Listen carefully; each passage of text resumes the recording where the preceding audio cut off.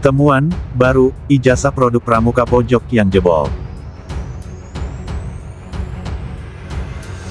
Berdasarkan hasil gelar perkara tadi malam, maka terhadap laporan polisi yang pertama,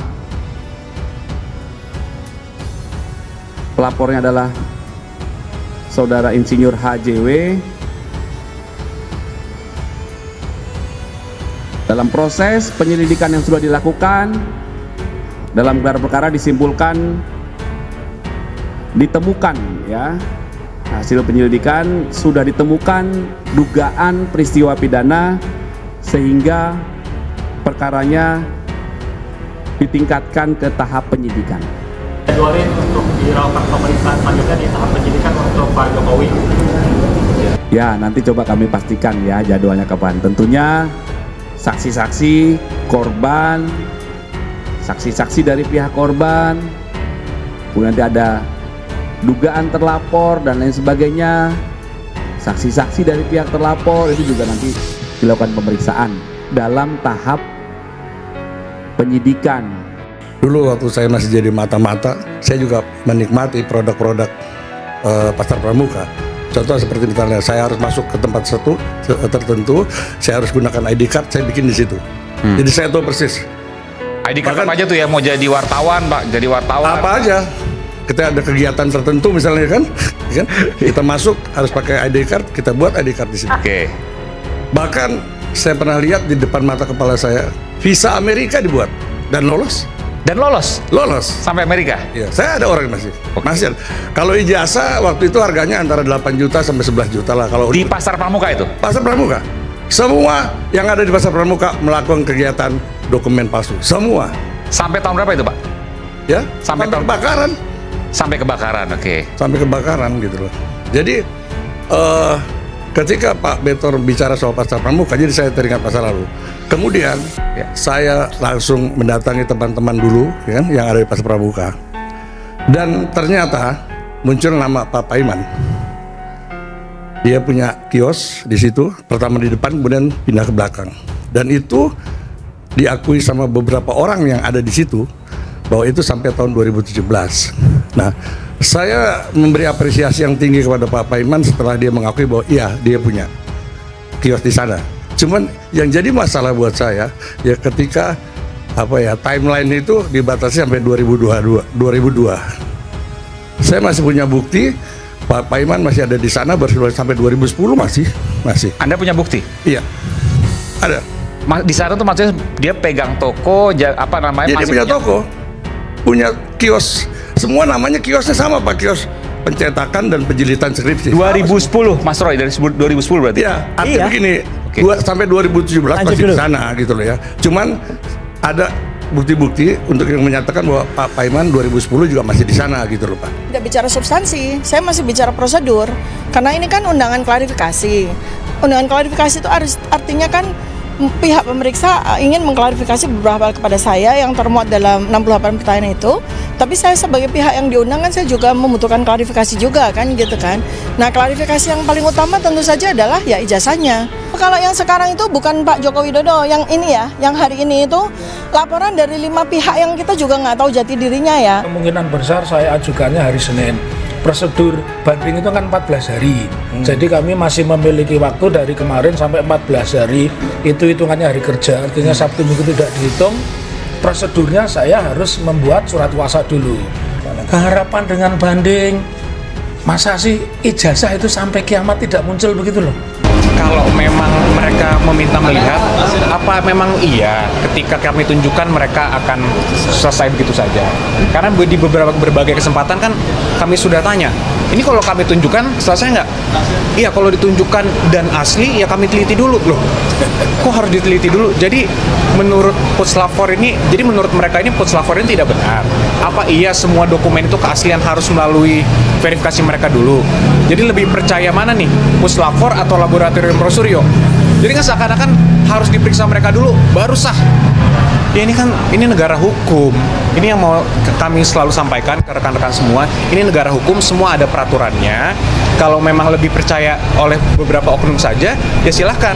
Tapi jangan mengintervensi proses hukum yang sudah berjalan. Dan harus tetap mempercayakan pada institusi yang memang memiliki otoritas dan wewenang. Kemudian yang jadi masalah ketika Pak Paiman menyatakan bahwa dia sampai 2002 di sana.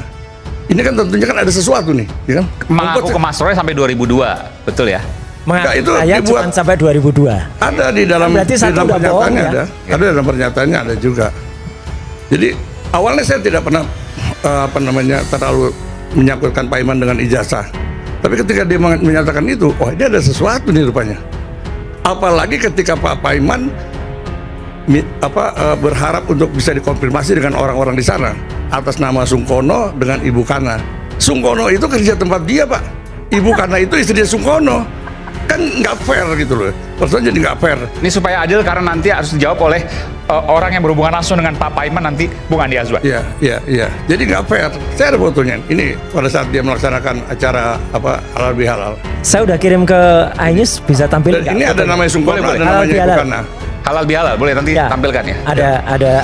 Kita produser tampilkan. Yang saya Prof. Paiman itu sekali lagi ya nggak benar lah atau bohong kalau dia nggak pernah kontak dengan orang-orang sana lagi. Ini foto ini Mei 2025, Mas. Halal bihalal siapa ini? Paiman. Dengan? Prof. Paiman dengan orang-orang di ini Pasar Pramuka. Nah itu. Oke, ini tahun 2025. 1 Mei 2025 tuh. Oke, iya. Tim inti dalam pemalsuan ijazah Jokowi. Pertama adalah David Agus Yunanto.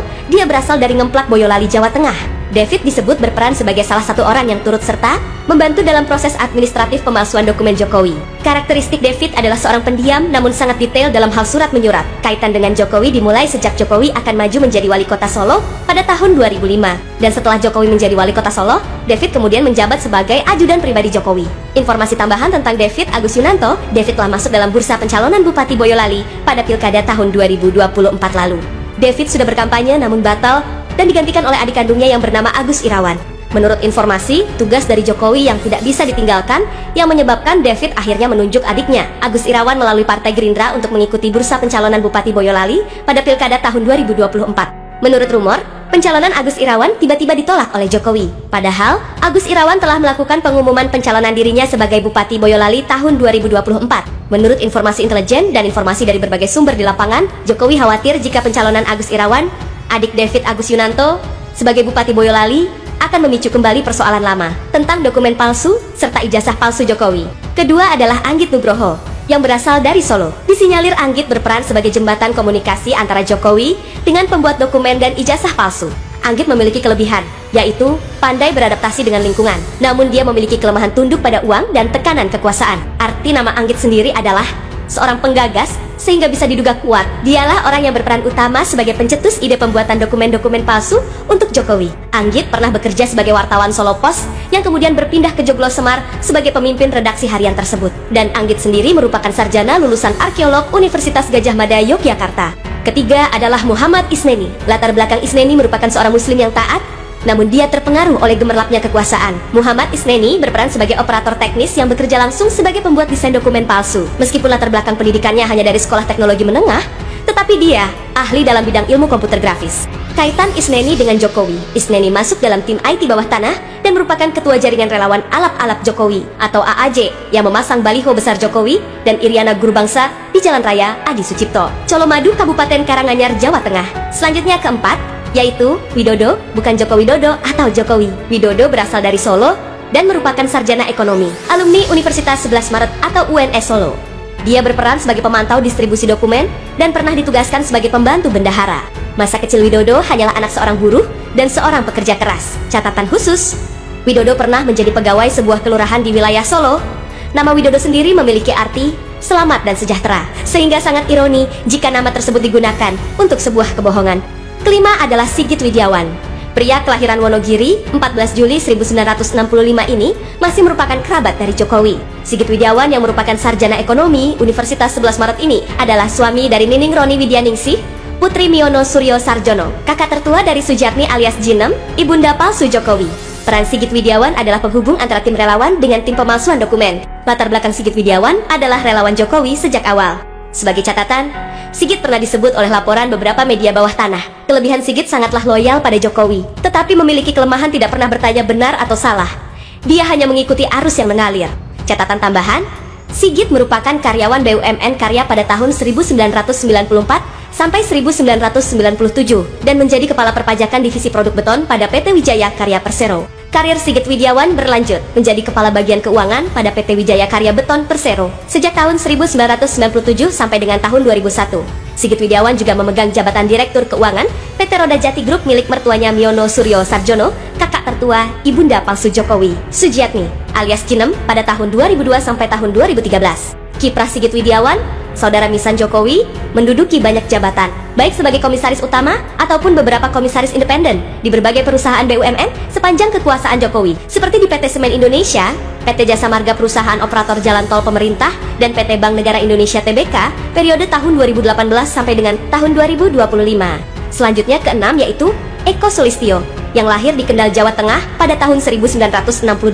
Peran Eko Sulistyo adalah sebagai pengangkut dokumen dari satu titik ke titik lain. Kaitan antara Eko Sulistyo dengan Jokowi yaitu Eko sering disebut sebagai pengawal bayangan. Eko Sulistyo merupakan konsultan Dinas Tata Ruang Kota Solo dan merupakan Ketua Komisi Pemilihan Umum KPUD Kota Solo yang menjabat pada periode 2003 sampai dengan tahun 2008. Eko Sulistyo juga dipercaya sebagai koordinator lapangan untuk tim relawan Jokowi pada Pilpres tahun 2014. Setelah Jokowi menjabat sebagai Presiden RI ke-7, Eko Sulistyo diangkat menjadi Deputi 4 di Staf Kepresidenan Republik Indonesia, yaitu dikenal juga sebagai Kedeputian ke-4 yang memiliki tugas utama dalam pengelolaan strategi komunikasi politik, hubungan masyarakat, pemerintah, media, strategi diseminasi informasi, pengelolaan strategi komunikasi di lingkungan lembaga kepresidenan, dan kedaulatan digital pada tahun 2015. Kemudian pada tahun 2018 sampai dengan tahun 2023, Eko Sulistyo mendapat jabatan baru sebagai komisaris di PT PLN Persero. Eko Sulistyo mengundurkan diri sebagai komisaris PT PLN pada Oktober 2023 setelah dia ditunjuk sebagai wakil ketua tim pemenangan nasional Ganjar Mahfud pada Pilpres 2024 lalu. Eko Sulistyo merupakan lulusan dari Universitas 11 Maret Surakarta dan dia juga tercatat sebagai aktivis tahun 1998. Padahal pada tahun 2014, Eko Sulistyo dipercaya sebagai koordinator lapangan tim relawan pemenangan Jokowi. Ketujuh, nama lengkap Paiman Raharjo. Paiman adalah ketua relawan Jokowi pada tahun 2012. Latar belakang Paiman merupakan aktivis lokalan Solo yang ahli berorasi, tapi cenderung licik. Kaitan dengan Jokowi, yaitu keduanya sangat dekat pada saat pencalonan Gubernur DKI Jakarta. Paiman Raharjo terlahir di Klaten, Jawa Tengah pada 17 Juni tahun 1967. Dia adalah akademisi yang pernah menjabat sebagai Wakil Menteri Desa, Pembangunan Daerah Tertinggal dan Transmigrasi atau Wamendes PDTT. Sekaligus Paiman Raharjo tercatat menjabat sebagai Rektor Universitas Mustopo beragama pada periode 2022 sampai dengan 2027. Ia merupakan lulusan STM Budaya Matraman, Jakarta Timur. Paiman mendapatkan gelar Sarjana S1 Ilmu Administrasi di Universitas Mustopo Beragama, serta gelar Sarjana S2 juga diperoleh di Universitas Mustopo Beragama. Dan selanjutnya, gelar Sarjana S3 Paiman didapat di Universitas Pajajaran. Pernah menjabat sebagai komisioner PT Food Station Cipinang Jaya. Selain itu, Paiman juga pernah mendapat jabatan sebagai komisaris independen di PT Gas Negara. Paiman Raharjo merupakan penulis buku berjudul Tukang Sapu Jadi Profesor, Jejak Langkah dari Solo ke Istana 2004 sampai 2005. Persiapan Jokowi mencalonkan diri sebagai Wali Kota Solo. Jaringan relawan dan tim dokumen dibentuk secara diam-diam, fokus melengkapi dokumen identitas, pendidikan dan legalitas politik Jokowi. Tahun 2007 sampai 2012, pada periode ini, Jokowi berhasil melakukan pencitraan sehingga dikenal sebagai pemimpin yang merakyat. Sementara itu, tim ini diduga terus bekerja untuk membersihkan jejak-jejak masa lalu Jokowi. Sebuah dugaan kuat menyebutkan bahwa Jokowi tidak memiliki ijazah sekolah menengah atas yang asli dan sah. Pada tahun 2012 sampai 2014, Jokowi bersiap menuju DKI 1, tim dokumen kembali bekerja. Dilaporkan ada penyesuaian dokumen ke dalam sistem digital. Pada periode ini, nama-nama seperti Paiman Raharjo dan Eko Sulistyo mulai intens melakukan pertemuan dengan tim hukum partai. Pada tahun 2014 sampai dengan tahun 2024, saat Jokowi menjabat sebagai presiden 2 periode, dokumen-dokumen lama Jokowi kemudian dimasukkan ke dalam arsip dokumen resmi. Menurut laporan dari beberapa aktivis menyebutkan bahwa ada pemusnahan beberapa dokumen lama, dan menurut penuturan dari beberapa mantan relawan anonim menyebutkan bahwa kami diberi uang dan diminta untuk diam. Dr. Tifa mengunggah di akun X yang dulu bernama Twitter pada tanggal 11 Juli tahun 2025 tentang adanya bukti baru mengenai soal ijazah palsu yang dikeluarkan oleh Universitas Gadjah Mada yang relokasi di Yogyakarta. Ada dua bukti baru diantaranya mengenai ijazah S1 yaitu sarjana dan sarjana muda yang diterbitkan di tahun-tahun 1975 sampai tahun 1985. Bukti baru, kurun waktu tahun 1975 sampai tahun 1985. UGM mengeluarkan dua jenis ijazah. Ijazah nomor 1 adalah ijazah sarjana dan ijazah nomor 2 adalah ijazah sarjana muda, kata Dr. Tifa. Ijazah nomor 1 hampir mustahil dipalsukan. Karena ada sedikitnya 4 layar pengaman pada ijazah yang, jika ada orang bodoh nekat memalsukan, akan ketahuan dengan cepat oleh mata ahli. Dan ada 1 layar pengaman lagi yang bersifat rahasia, imbuhnya.